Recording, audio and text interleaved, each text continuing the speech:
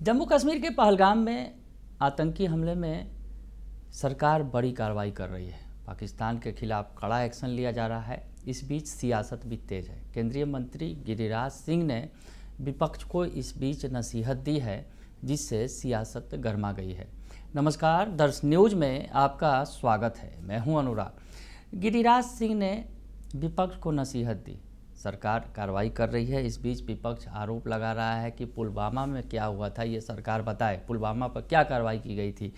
तो इस पर गिरिराज सिंह ने जवाब दिया है। दरअसल तेजस्वी यादव बार बार पुलवामा की बात कर रहे हैं कि पुलवामा में क्या हुआ था ये सरकार को बताना चाहिए। पुलवामा मामले में क्या एक्शन लिया था सरकार ने, और अब जो है पहलगाम पर क्या कुछ कर रही है सरकार। विपक्ष कह रहा है कि हम सरकार के साथ खड़े हैं, हालांकि सियासत तो हो रही है। इस बीच गिरिराज सिंह ने बड़ी बात कह दी है। न्यूज एजेंसी से बातचीत करते हुए गिरिराज सिंह ने कहा कि व्यवहार में ममता बनर्जी, लालू प्रसाद यादव और कांग्रेस आतंकवाद का समर्थन करते हैं। पुलवामा का यह लोग सबूत मांग रहे थे। पहलगाम में भी धर्म पूछकर मारा गया और मुर्शिदाबाद में भी धर्म पूछकर मारा गया। तो गिरिराज सिंह ने बड़ा बयान दिया और लालू यादव, ममता बनर्जी और कांग्रेस को एक ही कटघरे में खड़ा करते हुए कह दिया कि ये लोग आतंकवाद का समर्थन करते हैं। और उन्होंने ये भी कहा कि पुलवामा में जो लोग सबूत मांग रहे हैं पुलवामा का, पहलगाम में भी धर्म पूछकर मारा गया और मुर्शिदाबाद में भी धर्म पूछकर मारा गया। और जो है इस पर सियासत तेज हो गई। जो आरजेडी की तरफ से जवाब दिया गया है, आरजेडी की तरफ से नसीहत दी गई है और कहा गया है कि इस तरह की गंदी सियासत नहीं करनी चाहिए। सभी को एकजुट होकर यहाँ पर संदेश देने की ज़रूरत है कि हम एकजुट हैं और पक्ष हो या विपक्ष सब मिलकर पूरा देश साथ खड़ा है। क्या कुछ कह रहे हैं आरजेडी के प्रवक्ता मृत्युंजय तिवारी, ये आप बयान सुन लीजिए।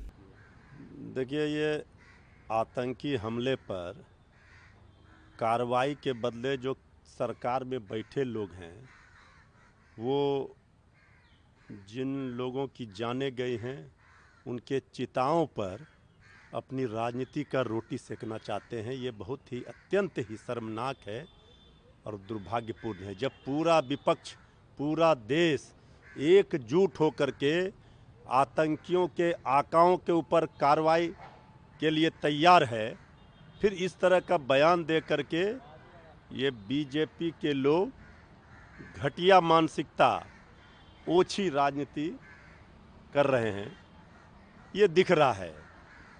अरे हम जो 28 लोगों की जाने गई हैं, पूरा देश शोकाकुल है, मर्माहत है। उनके घरों में आंसू सूख नहीं रहे हैं परिवारों के, और ये राजनीति करने में लगे हुए हैं। सरकार ने माना है सुरक्षा में चूक हुई है, पहले ये न बताए कि ये चूक कैसे हुई, किनकी गलती से 28 लोगों की जाने गई हैं, इसके लिए कौन जिम्मेवार है।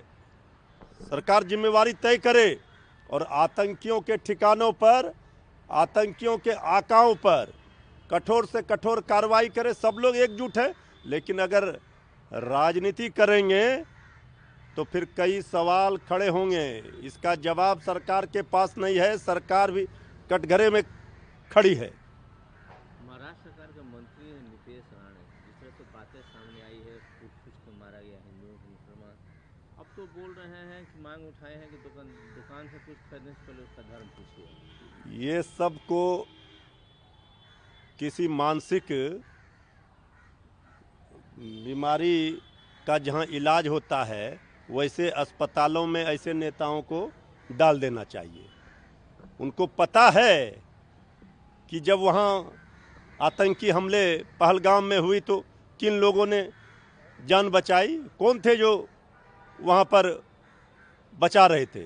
ये देश को हिंदू और मुसलमान में बांटने की अगर साजिश सत्ता में, सरकार में बैठे हुए लोग करेंगे तो हमारे विरोधी तो यही चाह रहे हैं, आतंकी तो यही चाह रहे हैं कि देश में नफरत फैले, देश में भाई भाई में लड़ाई हो, और हम उसी के जाल में फंस रहे हैं इस तरह की बात करके।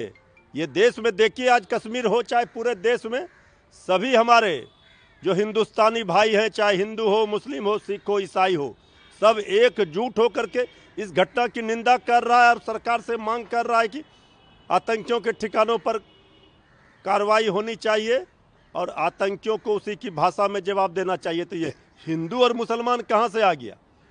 तो सुना आपने कि मृत्युंजय तिवारी ने नसीहत दे दी है सत्ता पक्ष के लोगों को, सरकार को, कि ऐसी बातें नहीं करनी चाहिए, इसमें मिलकर एकजुट होकर खड़ा होना चाहिए और सब मिलकर एक मैसेज देने की कोशिश करें, चाहे सत्ता पक्ष हो या विपक्ष, कि हम एकजुट हैं, पूरा देश एकजुट है और आतंकवाद को हम बर्दाश्त किसी कीमत पर नहीं करेंगे, ये कहते नज़र आ रहे हैं। तो दूसरी तरफ जेडीयू ने भी सफाई दी है, नसीहत दी है और कहा, यूँ कहें तो पलटवार किया है आरजेडी पर और कहा है कि सरकार अपनी कार्रवाई कर रही है और हम पूरी तरह से एकजुट होकर और कड़ा प्रहार करेंगे और इस बार पाकिस्तान को छठी का दूध याद दिला देंगे।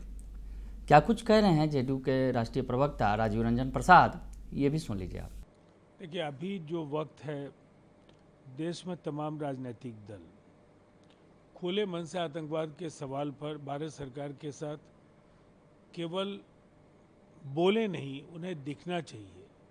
और ये वक्त है जब पूरी दुनिया की निगाहें दिल्ली पर हैं।